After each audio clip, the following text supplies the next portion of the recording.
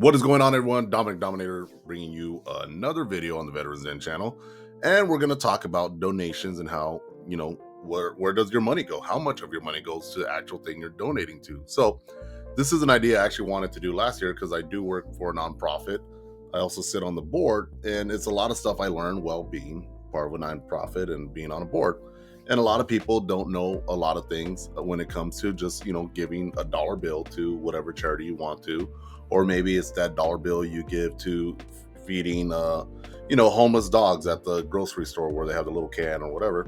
But the reason why I decided to do this is because Elizabeth Warren put out a tweet on X saying how, hey, if you donate to us or donate to this link, you will be donating to United Way and all of the people and victims that are suffering in California or Los Angeles County due to the fires. But lo and behold, it's a link to ActBlue. ActBlue is the website where you can donate directly to the Democratic Party. So in instance, you're donating to ActBlue or the Democratic Party. So as of right now, it's only 3.95% of every transactions that they take. So if you think about it, if you donate $100 to going on this link, $3.95 goes to the Democratic Party. But here's the thing, I had a hard time, I'm pretty good at looking up stuff online when it comes to nonprofits. Actually, I had a hard time looking up to see exactly if it's more than that. But either way, X called them out on it. Here's a tweet. X called them out on it and said, actually, this is ActBlue and you're going to be donating to the Democratic Party of 3.95% per transactions, which I think is actually going to be more than that. And underneath they said, here are the links you can donate directly to the people in Los Angeles and directly to United Way. But let's get right into it. Let's talk about donations and how much of your money goes to the actual thing you're donating to. So like I've said several times in my videos and many times before, I sit on a board for a nonprofit.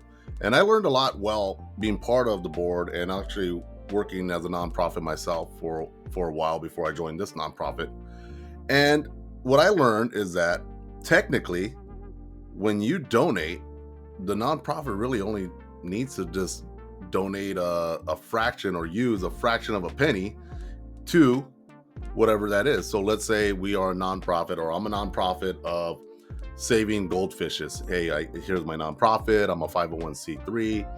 I'm collecting donations to help protect goldfishes, or maybe free goldfishes from carnival games in carnivals. So you're like, oh man, I like that. I want to get behind that. I'm going to give $100. Okay. So how much of that $100 actually goes to that? Now you got to keep in mind that when it comes to nonprofit, it needs to operate, so we're talking about phone lines, maybe cell phone lines, internet, computers, buying the food. Well, actually, no, buying food for goldfishes probably would go towards it, but paying payroll people, paper, other things, maybe events that have nothing to do with fundraiser, maybe like a Christmas party, So you got to look into how much of your dollar bill is actually going. Is a lot of it, a majority of your dollar bill going to the actual thing that you are trying to donate to, or is it not? So that's something you got to research, because like I said, a fraction of a penny just needs to go to what it's actually going to. So how do you do that? So I'm going to give you guys a couple of ways to look it up and to help you to see if this is something legit that you can donate to. So the first website I'm going to show you is Guided Star. Very simple. You go to guidedstar.org and you go to the front page and you just go up to a search bar. So I already put DAV, which is Disabled American Veterans. So we'll just say I'm doing it again, DAV. I go in, do the search, and anything with DAV pops up, right? So we have all of these right here. So you just pick exactly what you're looking for. So let's say we're looking at Disabled American Veterans Department of Massachusetts Service, DAV, or let's say we're going to Disabled American Veterans. You can even do a quick look right here. This is their gross receipts. This is their assets. So we click on it, we go to it, and it'll give us a rundown of everything about them, their EIN number, principal officer, all that other stuff. But like I said, it will show more info about them, their expenses, their revenue, their programs, all of that. So you can see right here, how much are they bringing in? How much are they spending? so you can see if this is a legit, nonprofit. Or when I mean legit nonprofit, I don't mean that. If this is a nonprofit that's giving a lot of money back to what you're trying to, donate to, in this case, veterans who are disabled. Is a lot of that money going to veterans, or a lot of it, or majority of it, going to, their own pockets, maybe, or supplies, or Christmas parties, whatever. But let's go on to the next. Let's go on to the next website. So next, we're using ProPublica. This is a really good website. This is actually one of my favorite websites because it's a lot more easy to read, easy on the eyes, easier to digest and understand. So you go to the main screen. Same thing. I already tested it out, but let's go ahead and put in Make-A-Wish. Boom. So we'll go to the first one right here, Phoenix, Arizona, Make-A-Wish. We go to it, click on it. Instantly, you can see right here, this is their revenue 2023. This is their expenses. And here's another thing real quick. So there's a tax form called Tax Form Form 990. And this is what all nonprofits have to fill out, which is their expenses, revenues, and everything. That's where they're getting all this. So if they do not fill that out, they lose their tax exempt and their status and all that. So they're very good about turning this in. But going back to this, you're looking at it, revenue 135 million, expenses 125 million. So to me, my understanding of it is that 10 million is actually going to the actual donations. What's cool about this is, like I said, you can come down here, get a breakdown of the contributions, program services, revenue, net income, expenses, set net assets, so on and so forth, royalties, rental property income, it's going down, notable expenses, assets and debt.